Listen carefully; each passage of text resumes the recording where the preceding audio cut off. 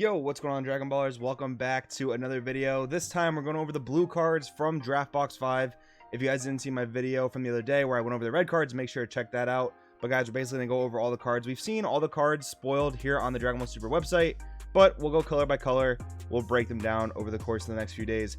Guys, if you're new here, make sure to subscribe. Hit that bell so never miss a video. If you guys want to help support the channel, lots of ways you can do that. Number one, the Patreon down below. Lots of competitive content for you now that we're in regional season. Number two, the Crossworld TCG merch store. Stuff looks dope, by the way. And finally, guys, if you want to buy or pre-order any of the cards I talk about in today's video, make sure to use my link in the description below to either TCG Player or Bearded Collectibles. With that being said, let's get right into this. 6-drop 25k Master Roshi Maximum Muscle. Buff Roshi from TOP. Who could ask for anything better? Critical Dual Attack Barrier. Pretty good keywords. Auto, when you play this card, choose 2 of your opponent's battle cards and place them at the bottom of their owner's deck. So spot removal, kind of like the Gogeta 5-drop from the starter deck. Auto, at the end of your turn, draw 1. Pretty cool how this auto will trigger at the end of each of your turns, not just the turn you play it. So continuous draw is pretty cool. This thing does dodge most counterplays. The only one it doesn't really dodge is like Frost Poison. Otherwise, this thing will hit its auto every single turn. Pretty cool. I wonder if this could be useful in competitive play. Master Roshi still got it. 2-drop 10k. Activate main once per turn. Choose a blue card in your hand. Place it in the drop area. Draw 1 card, and this card gains +5 until the end of the opponent's next turn. Pretty good in draft for getting dead cards out of your hand. Also sets up your drop area because there's some synergy there with like reviving 10k skillless battle cards. But besides that, I don't think it'll be too crazy in competitive play. Android 17, Turning the Tide. 7-drop 30k. Critical Deflect. So as soon as you see Deflect, you know this card has the potential to be real good. Auto, when you play this card, choose all cards in your hand and your opponent's hand and all battle cards in your opponent's drop area. Shuffle them into the owner's deck. So basically, when this thing comes down and gets played, this is a crit your opponent is taking, and it's a pretty hard reset. Like, you can save your leader swing for after you drop this guy so you can draw a card. If your opponent does have like Chomp of the Trickster, though, this thing will get rested and they'll draw a card after they get their hand reset. Kind of a weird card. Maybe some ramp builds will play it. I don't know. It's kind of a weird one, really. Android 18, Never Ending Energy. 3-drop 20k. When you play this card, draw 2. We are seeing a format where hand control is very, very dominant. So anything that just comes down and says draw 2 seems pretty good. For a 3 cost, very good. It is susceptible to a lot of counterplays like Denial of Hope, Hidden Potential, Preemptive Strike, things like that.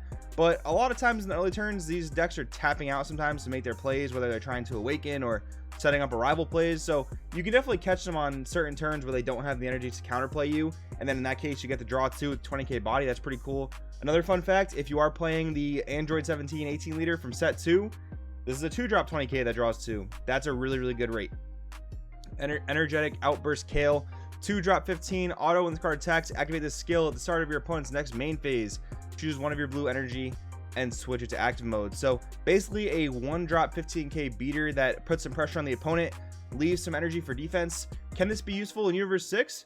Possibly. I always kind of think that in these Universe 6 decks, like untapping energy is kind of unnecessary because you have Chomp of Autos, which makes all your 10k combos free generally. So it almost seems like the untap energy is not super necessary, but we'll keep on going. Energetic Frenzy Kefla. 7-drop 25k. Permanent. Only 1 copy of this card can be played in your battle area. Also permanent. Reduce the energy cost of this card in your hand for each of your blue battle cards. So kind of like the hit from set 9 where it reduces for all blue and yellow, but this only reduces for blue. But this can be as low as a 3-drop because it only has 3 specified blue. That's pretty cool. Activate main once per turn. Draw 2. Then at the start of your opponent's next main phase, choose up 2 of your blue energy and switch them to active mode. So this is really cool because it can actually be a pretty solid boss monster in just about any deck that is playing blue. It could be mono blue. It doesn't have to be U6 is basically what I'm getting at. Unfortunately, it doesn't have like crit or double strike, some type of game ending power. It does get around Denial of Hope, which is pretty popular, but if you drop its cost too low, it will fall into things like Hidden Potential. So kind of some give and take there. Not a terrible card by any means. Hit Deadly Vanguard. This card is really interesting. 5-drop 15k, so pretty bad rate, but it is a counterplay and permanent. If it's your opponent's turn, it becomes a 3-drop, and this card cannot be returned to your hand by skills. So I guess what they're trying to go for there is no reusability. Auto, when you play this card, choose one of your opponent's battle cards with energy cost of 5 and return to the owner's hand. That's the auto. I should have read the rest of the counterplay. The counterplay also says you bounce a 5-drop instead of playing it when your opponent plays a 5 or less. So basically, you counter the play of a 5 or less, it doesn't get any of its interplay effects, and you also get to bounce another 5 or less. back to your opponent's hand. So for 3 energy, you're bouncing 2 battle cards back to the hand. This thing is going to have formats where it's pretty good, but I don't think it's going to be like necessarily a staple all the time. So I would just keep that in mind if you're looking to invest into that card. Frost Chaotic Burst, 4-drop 20k. When you play this card, choose 2 of your opponent's battle cards, return them to the owner's hand. It'll be good in draft, not so great in competitive play, I don't think. It doesn't really have synergy with any of the other Frost stuff either, really. Dr. Rhoda, Unknown Potential, 1-drop blocker, auto when this card's KO'd. Choose 1 of your blue energy and switch them to active mode. This is really cool. So blockers have been in the game since the beginning of the game, but they've always been kind of underwhelming. Like, we've had some revenge blockers here or there that have been pretty prominent, but this is really cool. They're doing a lot of blockers in this set that actually have effects when they get KO'd, and that's really good. So it gives another reason basically to play blocker. So I'm a big fan of that. This is really cool.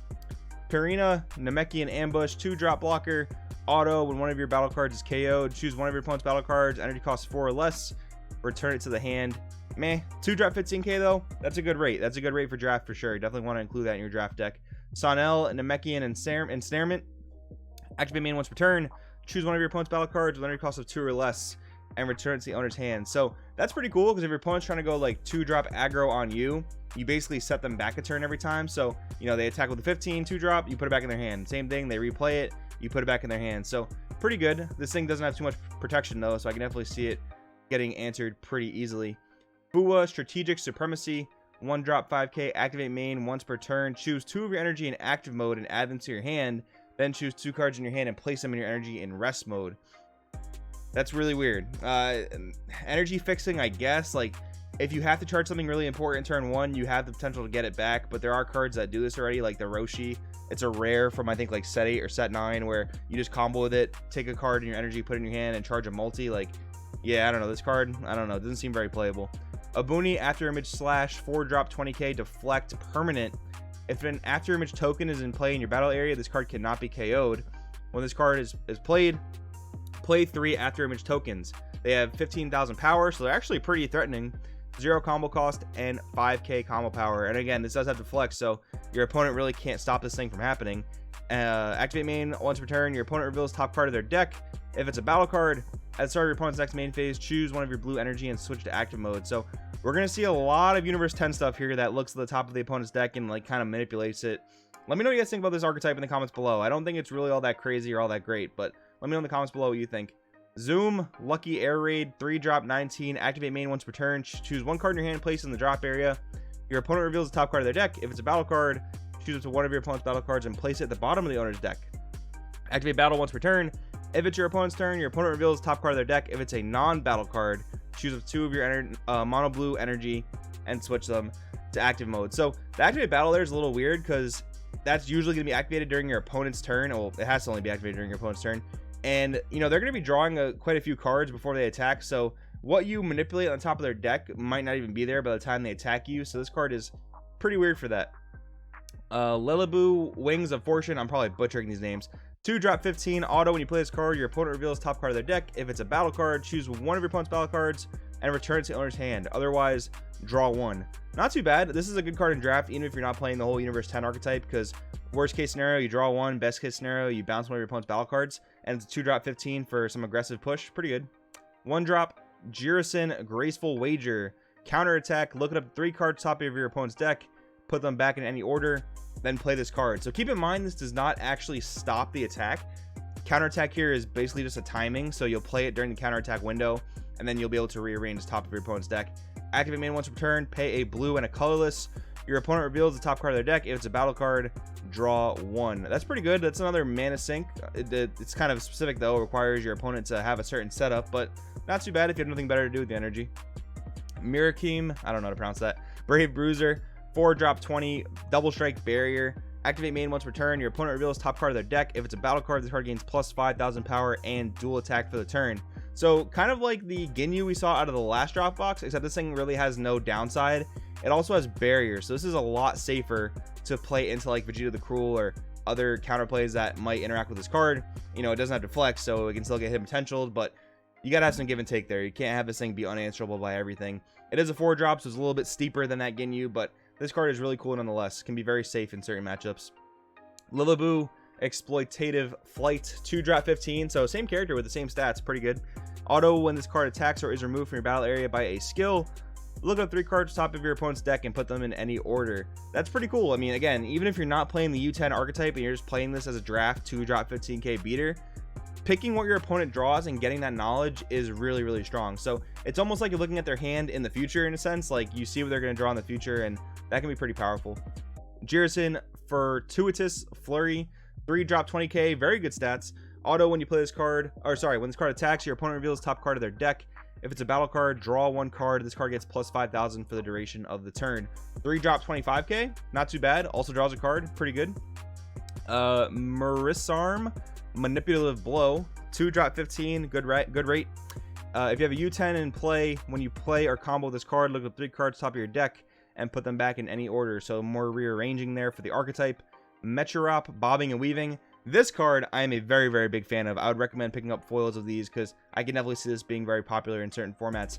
Counter attack, negate the attack, play this card, then choose one of your blue energy and switch it to active mode. So it is a 2-drop negate, but it does give you back an energy, and it's a 15k body. That is really, really good in my opinion.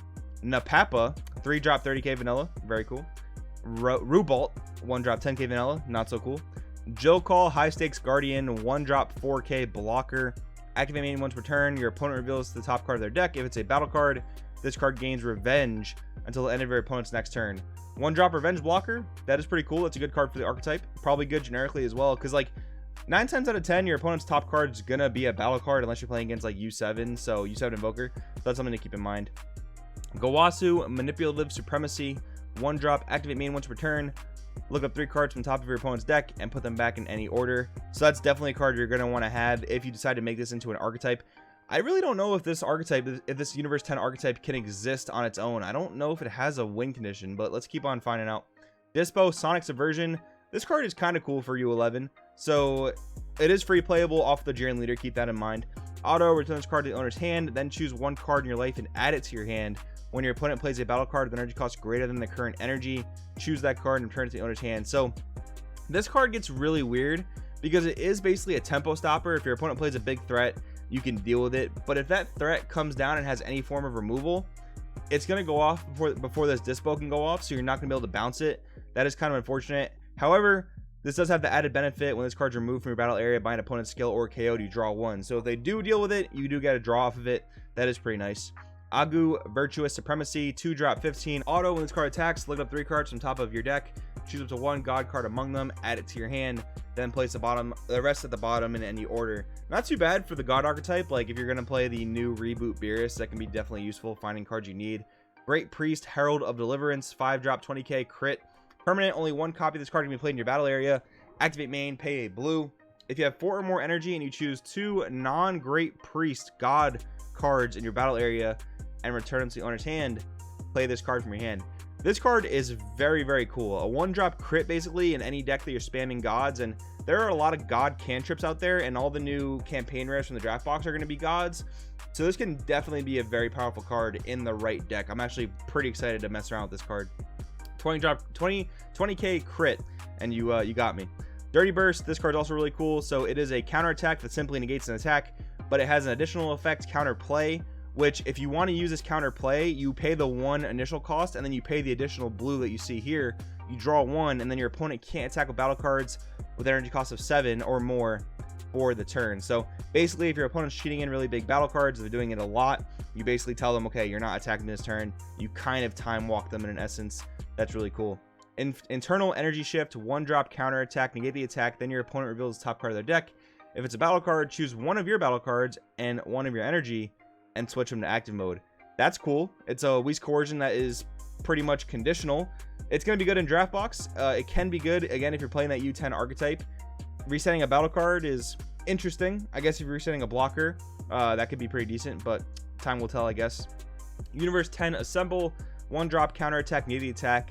Look at the top 3 of your opponent's deck, put them back in any order, then choose a U10 with energy cost of 2 or less in your hand and play it. So pretty good way there to cheat in your U10s if you would like to do that. So that's all the blue cards, guys. And overall, like, the main thing from the blue here is the Universe 10, like, manipulating the top of your opponent's deck. I think it's very lackluster. I think it lacks a win condition.